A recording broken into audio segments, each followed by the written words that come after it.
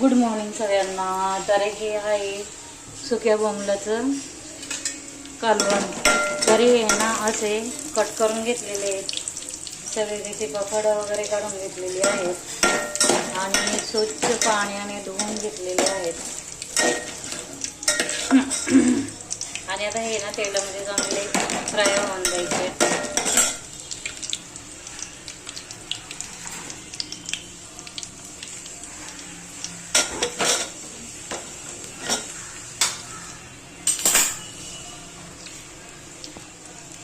आणि आता आहे ना कांदा लसूण इथे भाजून घेतलेला आहे, त्याच्यामध्ये खोबरं आहे किसलेलं ते पण भाजून घेतलेलं आहे.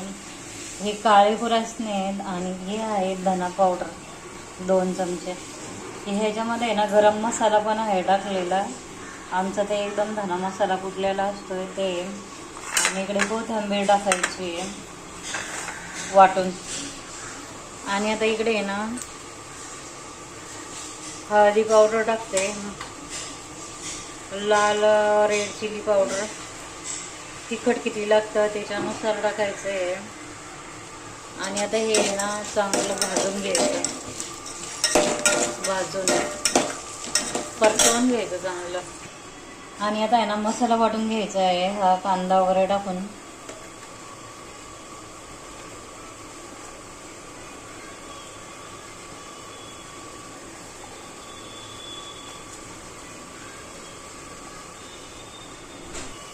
आता हा मसाला आहे ना वाटून घ्यायचा.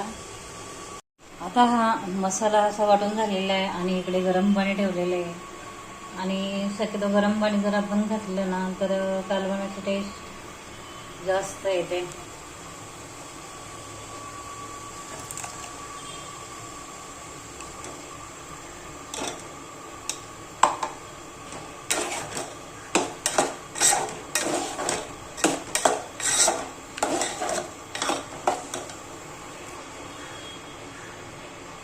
मसाला आहे ना तेल सुटेपर्यंत थोडंसं भाजून घ्यायचं आहे. अतिशय सुंदर असं बोंबलाचं कालवण होईल.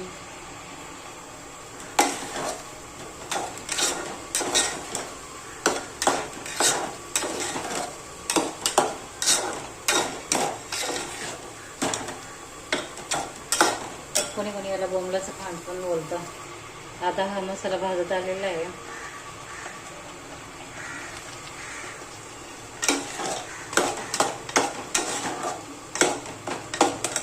तर त्याच्यात आता पाणी टाकूया. हे गरम झालेलं पाणी ओतायचं आहे एका टोपामध्ये ठेवलेलं.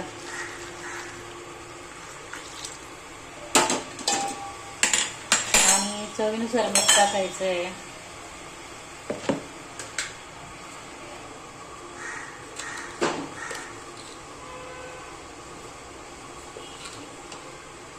चवीनुसार मीठ टाकायचं आहे.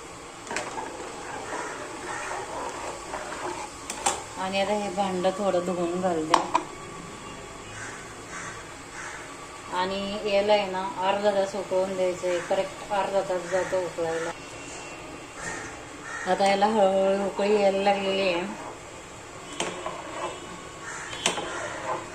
अर्धा तास शिजून द्यायचे आणि नंतर दाखवते तुम्हाला. तर आता हे पहा कालवण शिजत आलेले आहे.